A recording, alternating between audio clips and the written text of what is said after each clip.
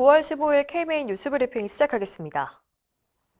의료계에 큰 반발을 사고 있는 전문간호사 자격인정 규칙 개정안이 입법 예고 기간을 마쳤는데요. 그동안 올라온 의견이 수만 건에 달하는 것으로 나타났습니다. 보건복지부 전자공청회 사이트에 달린 댓글은 무려 8만 3천 건, 복지부로 직접 전달된 공식 의견서도 6천 건에 달합니다. 정부는 이 의견들을 토대로 개정안 검토 작업을 거칠 예정인데 관련 단체의 협의체 구성을 제안한 것으로 전해졌습니다. 박수현 의협 대변인은 정부 개정안은 직역 간 업무 영역 문제를 넘어 법적 책임 문제까지 걸려있는 상당히 심각한 사안이라며 협의체가 구성되면 협회 의견을 강력히 전달하겠다고 말했습니다. 개정안에 대한 의료계 반발은 입법 예고가 종료된 뒤에도 계속되고 있습니다.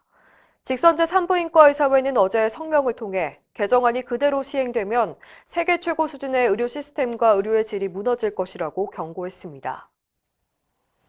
의사들만 반대하는 게 아닙니다. 약 81만 명에 달하는 간호조무사들도 이 전문간호사 규칙 개정안의 전면 재검토를 요구하고 있습니다.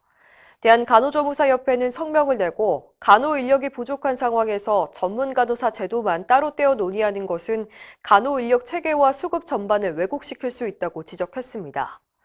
특히 간호조무사의 전문성 향상을 위한 교육 기회는 막으면서 전문 간호사의 업무 범위 확대를 요구하는 건 내로남불이라고 꼬집었습니다.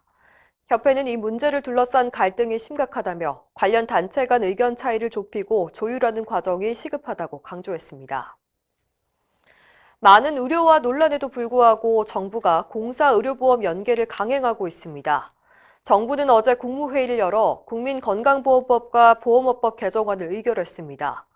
이 법안들은 국민건강보험과 민간실손의료보험이 서로 데이터를 공유할 수 있도록 하고 있는데 정부는 이를 통해 국민의료비를 절감할 수 있을 것이라고 기대하고 있습니다.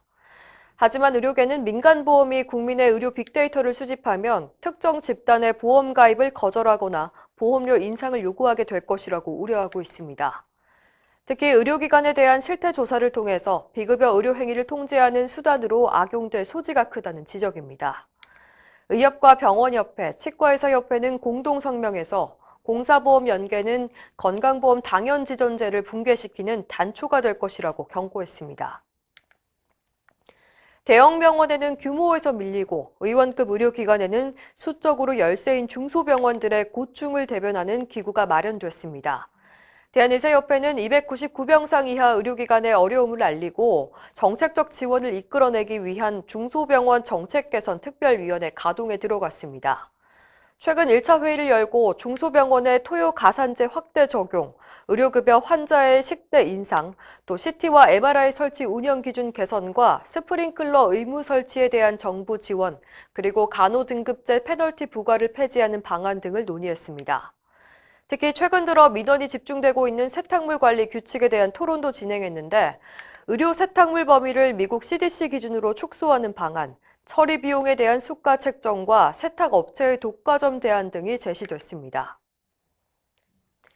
내후년이죠. 오는 2023년 입시부터 지방의과대학과 치대, 한의대, 약대는 의무적으로 정원 40% 이상을 지역인재로 선발해야 합니다. 기존에 최소 30%를 권고했던 기준이 확대 의무화된 겁니다. 학생 수가 적은 강원과 제주는 20%를 지역인재로 뽑아야 하고 의치의학전문대학원도 지역인재 최소 입학 비율 20%를 지켜야 합니다.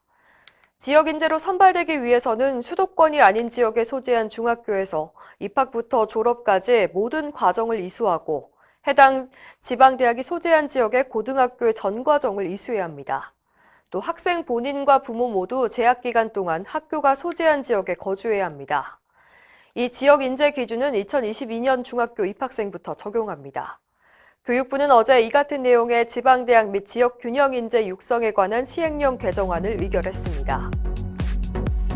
이상으로 뉴스브리핑을 마칩니다. 자세한 사항은 의협신문을 참고하시길 바랍니다.